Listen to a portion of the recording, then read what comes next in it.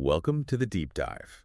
Today, we're going to be cutting through some of the noise around a really persistent personal myth, and that's confidence. We're going deep into the quiet mechanics of self-assurance, really focusing on where true, resilient confidence actually comes from. And maybe more importantly, why we've all been looking for it in the wrong places. Exactly. So for this, we've been studying some excerpts from a really insightful analysis. It's called The Architecture of Inner Trust. Right. And specifically, a chapter that's centered on this one woman's journey. The title is The Small Habit That Changed Her Confidence. And this is for anyone listening who's ever felt that confidence is this elusive thing, this trait that some people just got lucky enough to be born with. Right. Because the hook that defines this whole deep dive is this one line. It says, confidence didn't arrive one day. It grew every time she kept a small promise to herself. And that line, it just flips the whole script, doesn't it? It really does. It's such a vital shift in thinking. I mean, we usually treat confidence like it's a uniform you have to wear to succeed or something. Yeah, something grand you have to declare to the world. Exactly. But the source material, it forces us to see it as an earned consequence, something that comes from specific internal behavior. So we're really analyzing how it's engineered, how it's developed, rather than just waiting for it to show up. Okay, so let's unpack this journey then. Yeah. Because the source introduces us to Anvika, and her starting point is just, it's incredibly relatable. So relatable. It says she never thought of herself as confident. She thought confidence was something people were born with. And that belief right there, that's the starting point for so many of us. It is. And that fixed mindset is paralyzing. It is. Because it assumes confidence is a feeling you have to wait for before you can act. Right. You have to feel confident to be confident. But the first core lesson here is so clear. Confidence is built, not declared. And that implies a process, like engineering almost. Yeah. If you wait for the feeling, you're stuck. But if you realize it's a structure you can build, then you can start laying the bricks. So if it isn't the feeling we're waiting for, what does the evidence say it actually is? You mentioned this idea of an internal ledger. I like that. Let's stick with that. Okay. If confidence is evidence, what counts as a positive entry? How do we even tally that up? Well, think of your self-trust like a credit score, a financial credit score. You don't get a perfect score by winning the lottery one time. No. You build it slowly, consistently, through these reliable small payments over time. Every time you follow through on something you intended to do, a promise to yourself, no matter how tiny, that's a small positive data point on the ledger. Confidence is just the trust that builds up from seeing all those past reliable actions. Okay, but let me just push back a little on that. What happens when someone gets a massive external win? Like they nail a huge presentation or they get a big promotion. Sure. Doesn't that count as a huge deposit? That high should give them confidence, right? It counts as a flash of external validation, and that feels great, of course, for a moment.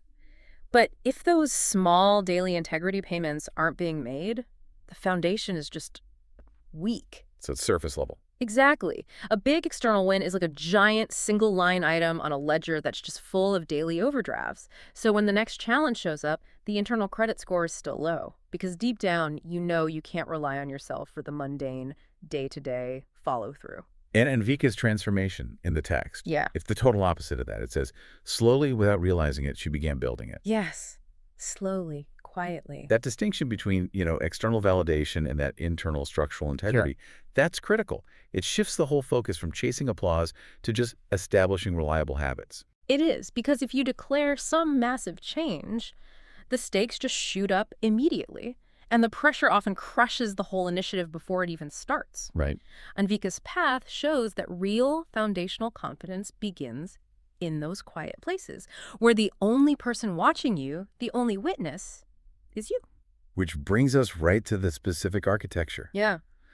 The actual building blocks of this inner trust. Mm-hmm. And the source material is beautifully precise about what these small promises are. And I think we need to give these the time they deserve because this is really the blueprint for anyone listening who wants to build that kind of reliable self-trust. They're not aspirational in that big dramatic sense. They're foundational, in an architectural sense. Anvika focused on 3 deceptively simple actions. Okay, what were they? The building blocks were waking up when she said she would, finishing what she began, and choosing consistent even when no one was watching. Okay, let's start with that first one because I think everyone listening can relate to that 5 a.m. alarm battle. Yeah. That first internal promise you break to yourself before the sun is even up. Oh, absolutely. Waking up when she said she would.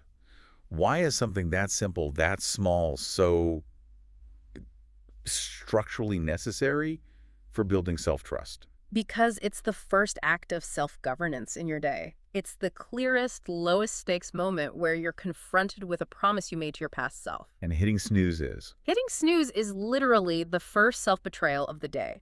If you fail that first simple test, you start your day having already taught your brain that you cannot rely on your own word. Wow. But by contrast, winning that small battle, just getting up when you said you would, it's an instant internal proof point. It proves you prioritize your goals over momentary comfort.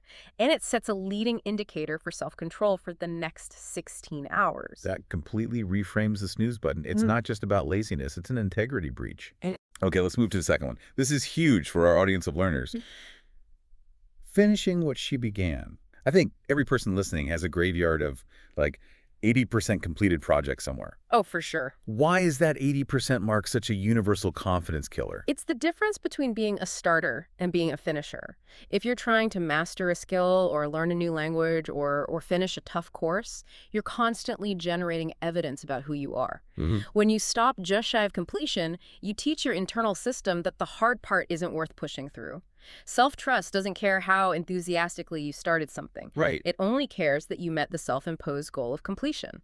Those incomplete loops, they leave this energetic drain and they confirm a belief, I get overwhelmed, so I bail. But by finishing. By consistently finishing, you rewrite that internal rule. You rewrite it to, I overcome hurdles. So the size of the project doesn't even matter. It could be finishing a difficult chapter in a book or finishing a massive presentation.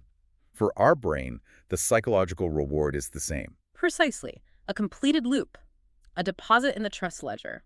And that leads us right to lesson 2 from the source. Self-trust grows through small, repeated actions. And that crucial third point. Choosing consistency even when no one was watching. Yes. This one speaks directly to internal integrity. When you break a promise to yourself, even if nobody on earth ever knows about it, you teach yourself that your own word is unreliable.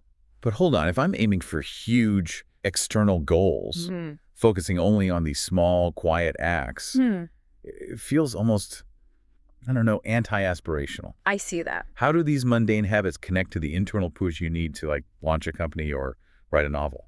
See, that's the core misconception about confidence. You don't need confidence to start a big goal. You need self-trust to sustain it. To sustain it when the initial excitement fades and the doubt starts creeping in. The big goals fail when the person hits a wall and their internal voice says, see, you've quit everything hard before. So the small acts provide the counter-evidence. They provide the counter-evidence. Exactly. When that big challenge requires grinding through months of boring work, you don't rely on temporary motivation. You rely on the proven fact that you are reliable, regardless of whether anyone is cheering you on. It's a closed feedback loop. It's a perfect closed feedback loop. I set the standard, I meet the standard, therefore I am reliable. That reframes the entire narrative. You stop waiting for motivation to finish the tough project. Right. And you start trusting the evidence that you're just the type of person who finishes what they start. Exactly. Okay, now in the next segment, the source gives us this critical detail that really highlights the internal nature of this growth.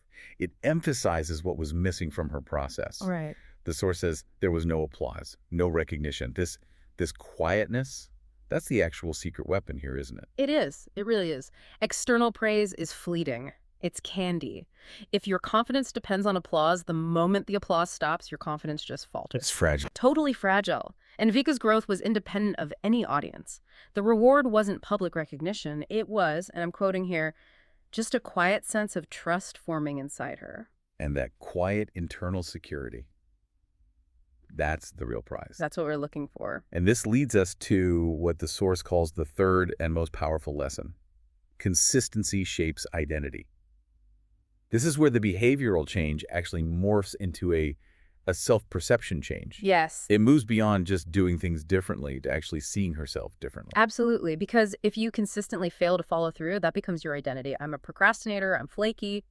But when the evidence starts to shift, when you realize, wait, I'm the person who makes up, who finishes the task, your self-perception has to change to match the data. She trades in the old label. She finally trades in that old label of unreliable for a new rock-solid identity. Fine. I'm someone who follows through, and the source states the concrete outcome. Over time, she stopped doubting herself the way she used to. And that doubt wasn't fixed with, wishful thinking or some self-help mantra. It was displaced.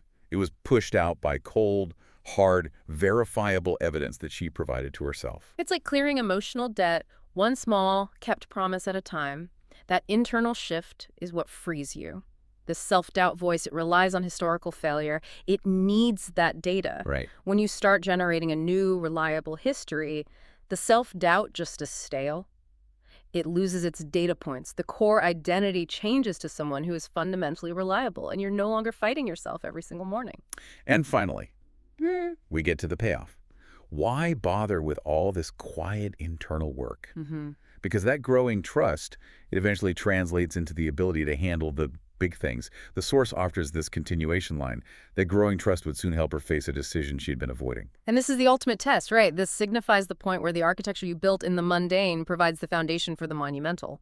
We avoid the big decisions, not because the task is scary, but because we're scared we can't handle it. Exactly. We avoid high-stakes decisions like changing careers or confronting a difficult relationship, not because we fear the task itself. We fear we won't handle the consequences of that task well. We doubt our own resilience. So the confidence you get from waking up on time, it doesn't make the big decision any less risky. No, not at all. But it makes the person making the decision feel reliable enough to manage the outcome, whatever it is. Precisely. When you face that avoided decision, your internal voice now has a track record. It says, okay, the outcome here is uncertain, but I am not uncertain. I kept the small promises. I know I can rely on myself to handle this process and to see it through. It's a shift from doubting the self to just managing the task.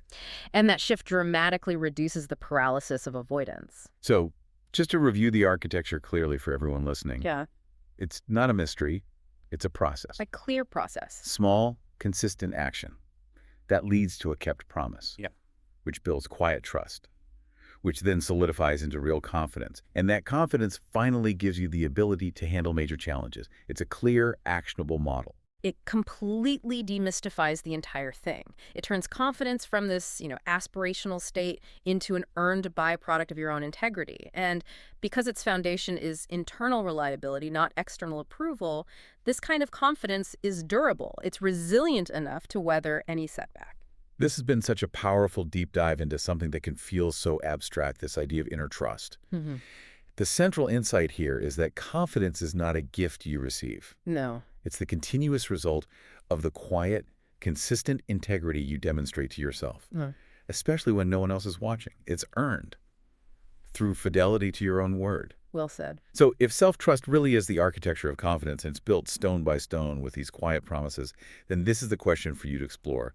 What is the single, quietest, most mundane promise you could start keeping today? To begin fundamentally changing the story you tell yourself about your own capability.